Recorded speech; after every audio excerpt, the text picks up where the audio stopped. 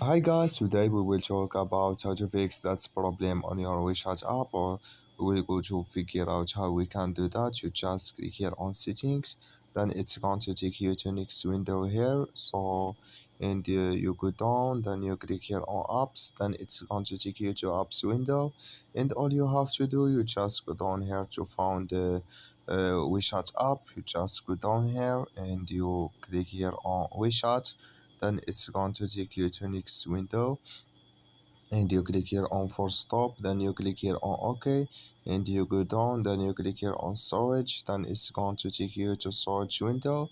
Just click here on clear cache, and you click here on clear data, and all you have to do, you just turn off your phone and turn on it, and it's going to work with you.